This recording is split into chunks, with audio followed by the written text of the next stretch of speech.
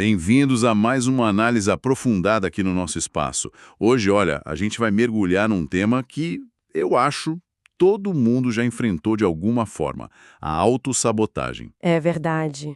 Um inimigo íntimo, né? Exato. A gente está com uma transcrição de um audiolivro bem interessante que foca justamente nisso, em como entender esses mecanismos, sabe? E principalmente como retomar o controle da vida. Uhum. O material fala muito daquela conversa interna que não para, aquela tagarelice mental, e dos padrões que fazem a gente tropeçar nos próprios objetivos. Muitas vezes é no piloto automático mesmo, né? A gente nem vê. Pois é, e o legal da abordagem dessa fonte é que ela não fica só no pense positivo e tudo vai dar certo. Não é isso. Não, né? Não. A proposta é ir mais fundo. É entender aquelas conclusões que a gente tira lá no subconsciente. Sobre nós mesmos, sobre os outros, sobre a vida. Conclusões que nem sabemos que temos muitas vezes. Entendi. Então a nossa missão aqui é explorar como esses padrões se formam e, claro, o que a fonte sugere para a gente lidar com eles, certo? Exatamente essa a ideia. Vamos investigar isso juntos. Ok, vamos lá então. Para começar, o material já chega chegando, né? Falar dessa vida no piloto automático e de uma espécie de lixo interno. A expressão usada é até mais forte: merda interna. Bem direta. Muito direta. Algo que a gente evita olhar, mas que, segundo a fonte, está lá sabotando tudo. Chega a dizer que o ser humano é cheio de merda. É impactante para dizer o mínimo.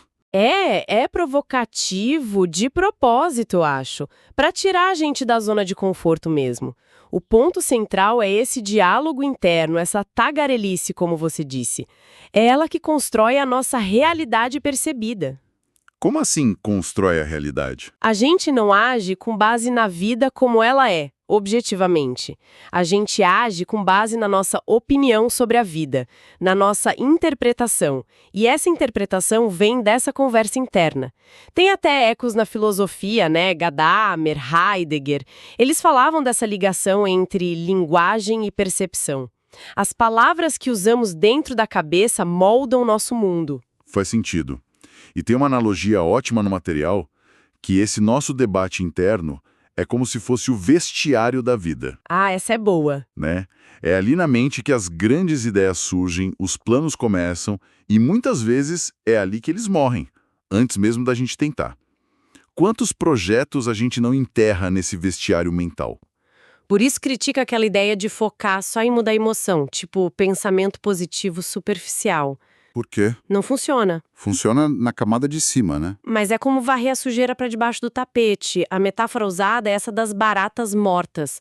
Você varre, esconde, parece limpo, mas... Mas o problema é continuar lá escondido. Exato. A proposta é, tem que ter coragem de levantar o tapete e olhar o que está embaixo. Entendi. E aí, falando de sabotagem mesmo, a definição começa normal, né? Ação destrutiva ou impeditiva, mas o pulo do gato é quando sugere: talvez o agente inimigo seja você mesmo. Isso vira o jogo. Vira totalmente. E os exemplos que davam além do óbvio, sabe? Não é só vício, compulsão. Que já são autossabotagem clara, né? Claro, entra isso, entra o escapismo digital, fica horas rolando o feed, mas aponta também para coisas mais sutis, quase invisíveis no dia a dia. Tipo, apertar o botão soneca 1000 vezes. Ah, quem nunca? Pois é, atraso crônico, pular a refeição importante, procrastinar aquela tarefa que é te levar para frente, e até hábitos de relacionamento, olha que interessante. Tipo o quê? Guardar rancor, não falar o que sente de verdade, ficar julgando todo mundo, e assim mesmo, né? O tempo todo. E o ponto-chave é que essas coisinhas pequenas, que parecem nada, elas vão se acumulando. É isso. Elas vão minando a saúde, a energia, os relacionamentos. Tem uma frase que me marcou: não há nada tão prejudicial quanto a vontade de estar certo. Forte essa. A necessidade de ter a razão. Pois é, essa teimosia em provar o ponto pode ser uma sabotagem danada para as nossas conexões e para o nosso próprio bem-estar, no fim das contas. Nossa, isso deve ressoar com muita gente que está ouvindo. Aquele conflito. A gente sonha grande, mas se enrosca nas pequenas coisas do dia. Por que será que a gente gasta energia com o que a fonte chama de besteiras insignificantes, em vez de focar no que realmente importa para construir o futuro? É uma ótima pergunta. E aí entra a crítica que o material faz àquela dependência da força de vontade ou da disciplina, como se fossem a solução mágica. Ah, sim. Aquela coisa de, se eu tivesse mais disciplina. Isso. Argumenta-se que são termos meio vagos que a gente usa muito como desculpa, mas a fonte propõe uma visão diferente. Qual? Autodisciplina não seria um sentimento que você espera ter, seria uma escolha.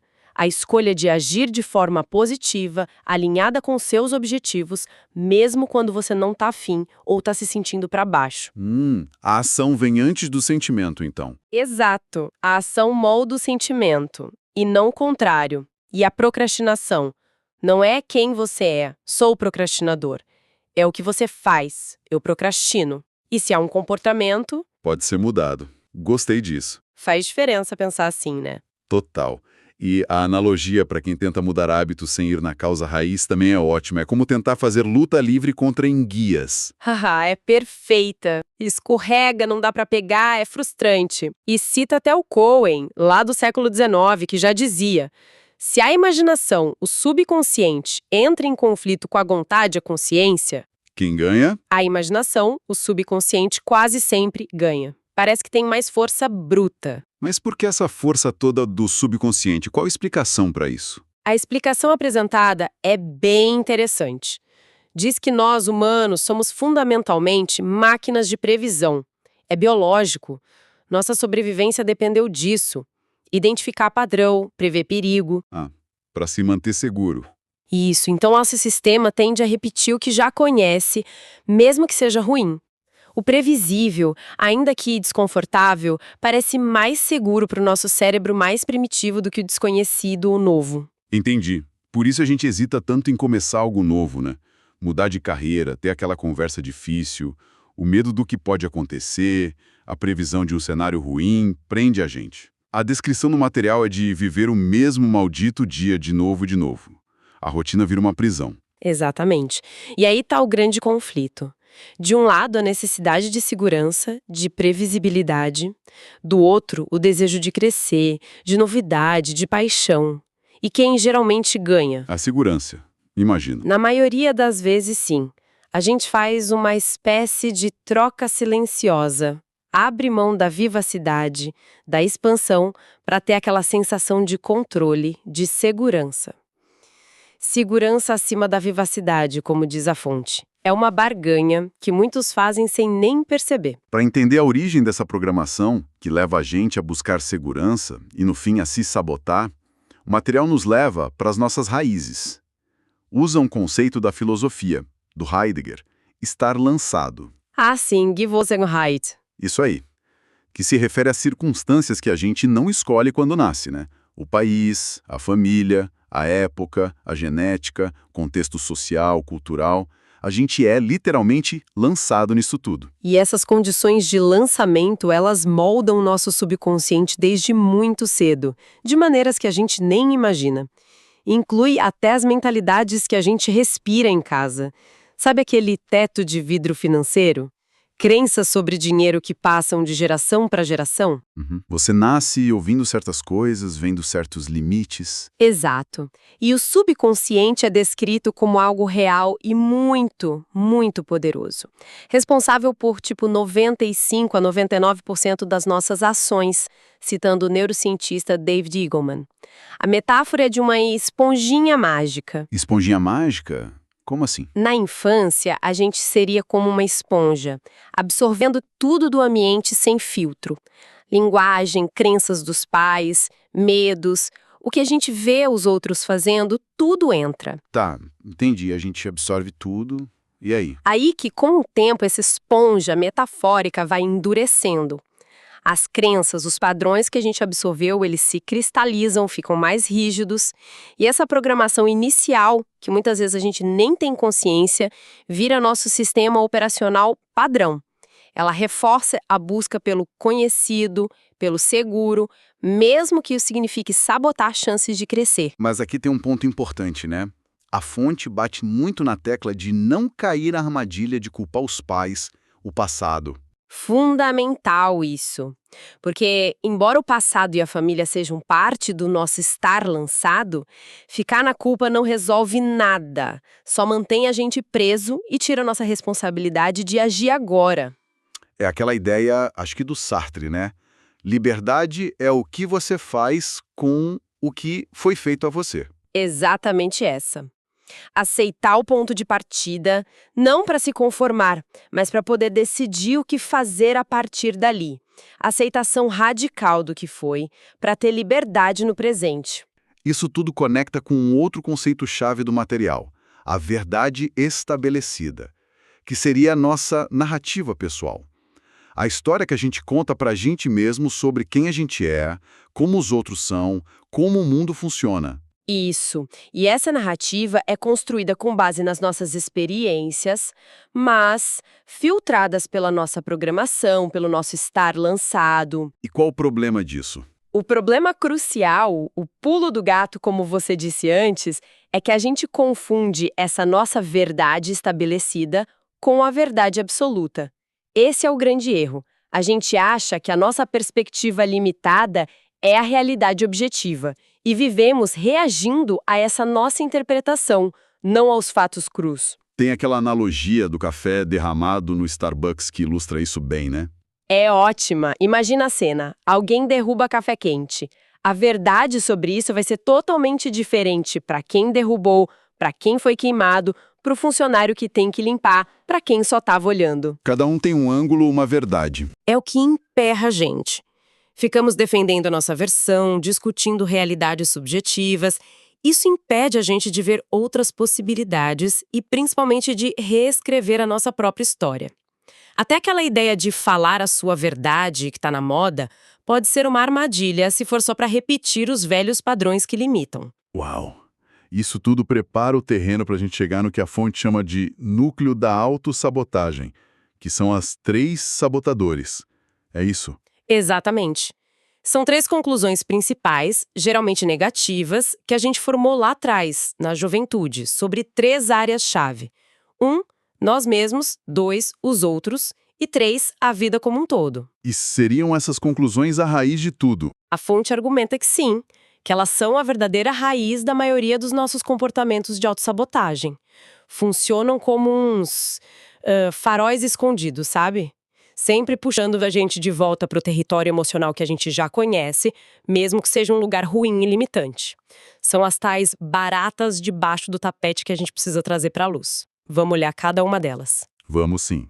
A primeira é a conclusão pessoal, sobre si mesmo. É aquela crença negativa central que a gente carrega sobre quem a gente é.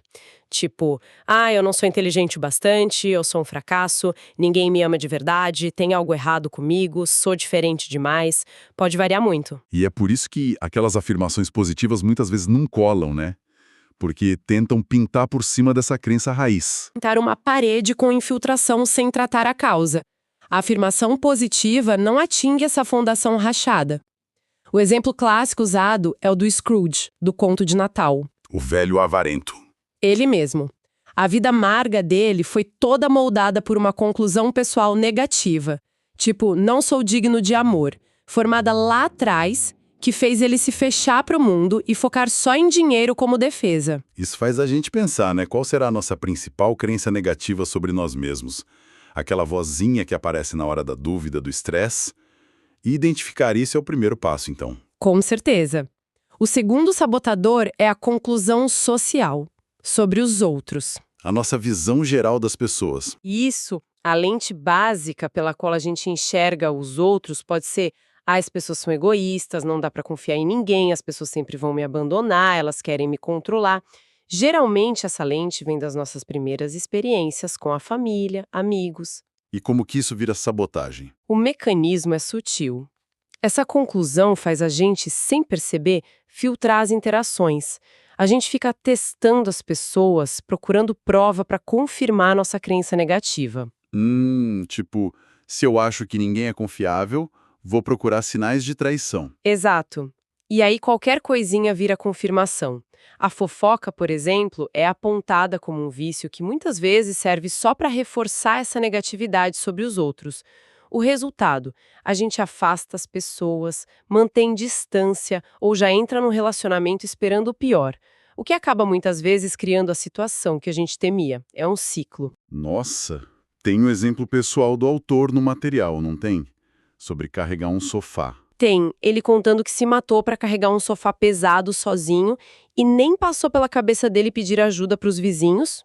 Por quê? Porque a conclusão social dele, lá no fundo, era algo tipo: as pessoas não se importam, não vão ajudar, então a opção pedir ajuda nem surgia como possibilidade. Ele agiu no automático da crença. Faz pensar, qual será a nossa programação padrão sobre os outros? E como isso afeta nossos relacionamentos, nossa confiança? É uma reflexão importante. E aí vem o terceiro sabotador, a conclusão sobre a vida, que muitas vezes é a mais profunda, a que tem mais impacto. A nossa crença sobre como a vida funciona, no geral? Exatamente.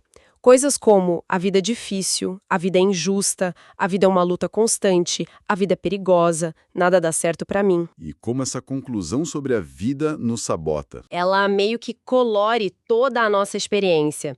Sem perceber, a gente tende a recriar situações que confirmem essa visão. Se eu acredito que a vida é uma luta, eu posso estranhamente até sabotar um sucesso que venha fácil demais, porque não encaixa na minha história. Que loucura isso. Sabotar o sucesso. Parece loucura, mas acontece. O teto de vidro pessoal entra aqui também. A gente limita o que se permite alcançar para que caiba dentro da nossa conclusão sobre o que é possível esperar da vida. E quais as reações comuns a essa conclusão sobre a vida ser dura, por exemplo? A fonte aponta duas principais. Ou a gente vira um guerreiro exausto, sabe? Lutando sem parar contra essa dureza da vida, o que no fim só reforça a crença de que ela é uma luta. Ou a gente desiste, se resigna, ajusta a vida para baixo, diminui as ambições para caber naquela crença limitante de não adianta nem tentar. Entendi. E a pergunta final dessa parte é: qual a nossa conclusão fundamental sobre a vida? E como ela pode estar secretamente guiando nossas escolhas e nos limitando? Exato. Juntando tudo, esses três sabotadores sobre si, sobre os outros, sobre a vida, criam o que o material chama de ponto de experiência pessoal. É como se fosse a nossa localização fixa no mapa da vida. O ponto de partida de onde a gente interpreta tudo. E é por isso que mudar é tão difícil. Porque qualquer mudança ameaça esse ponto conhecido. Precisamente. Qualquer passo para fora desse território familiar, mesmo que seja um território de sucesso, felicidade, um relacionamento bom, soa o alarme interno. O sistema puxa a gente de volta para o conhecido, para a segurança do padrão antigo, mesmo que ele seja doloroso. A frase lá é direta. Mudar de vida requer uma mudança em si mesmo. Ou seja, mudar esse ponto de partida interno. Faz todo sentido. Isso também explica por que ficar buscando a felicidade lá fora, o sucesso, a pessoa certa, muitas vezes não funciona, né? Exatamente. Porque essa busca externa geralmente parte de um sentimento de falta interna, de que algo está errado nesse nosso ponto de experiência. Como a fonte coloca de forma bonita, você é um ser humano, mas vive como se houvesse escassez em ser. A busca lá fora raramente preenche o vazio criado por essas conclusões aqui dentro. Ok, o diagnóstico é forte. Mas e a solução? Qual o caminho para sair disso, segundo a fonte? O caminho proposto começa com algo talvez inesperado: aceitação. Aceitação. Mas aceitar a crença negativa? Não é se conformar. Não no sentido de resignação. É mais um reconhecimento sem briga. Parar de lutar contra essas conclusões, parar de tentar negar que elas existem ou de suprimi-las. Só reconhecer que elas estão ali. A analogia usada é ótima. É como uma picada de mosquito. Quanto mais você coça, luta contra, pior fica, mais inflama.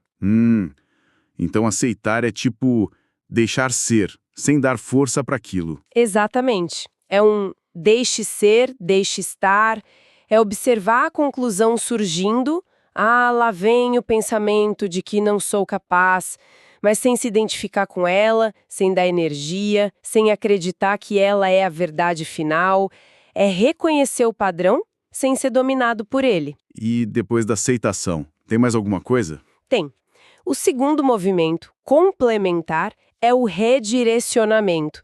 A analogia aqui é como distrair uma criança chorando. Como assim? Em vez de ficar focado no problema, no choro, no passado, nas conclusões negativas, você direciona a atenção e a energia para algo novo, mais construtivo, para um futuro que você escolhe criar. Ah, interessante. Mudar o foco do passado para o futuro. Isso. Citam o Alan Watts, que fala que a gente é geralmente empurrado pelo passado, e o Buckminster Fuller, que sugeria focar em construir um novo modelo que torna o antigo obsoleto.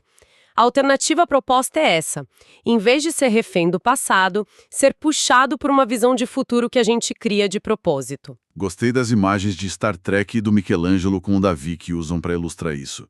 Star Trek não previu, mas criou uma visão que inspirou. Michelangelo não criou do nada, mas revelou o que já havia no mármore.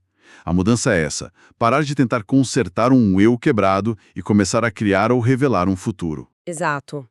E como isso funciona na prática? Não é só ter meta vaga ou pensar positivo. É um convite para a gente projetar mesmo, ativamente, um futuro que a gente quer em áreas importantes: carreira, dinheiro, relacionamento, saúde.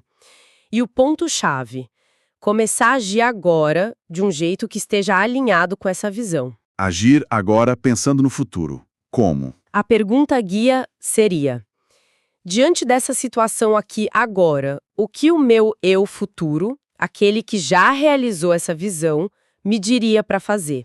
Tomar a decisão a partir da visão futura, não do padrão antigo. Exatamente. E isso exige o que chamam de atitude de domínio. Assumir 100% de responsabilidade pelas escolhas, a cada momento.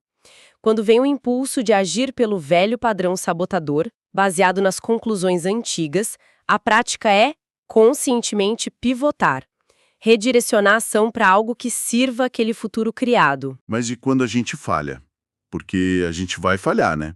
Cair no padrão antigo de novo. Com certeza vai. O material reconhece isso. É natural. Mas a resposta para esses escorregões não pode vir da velha conclusão: tá vendo? Sou um fracasso mesmo. Tem que vir da visão de futuro. Ok, errei aqui. O que meu eu futuro faria agora para voltar para o caminho? É um comprometimento que tem que ser renovado sempre. Entendi. A mensagem final, então, é para parar de se ver como alguém quebrado, que precisa ser consertado. É muito por aí. A mensagem é libertadora. Você não está quebrado. A proposta é mudar o foco.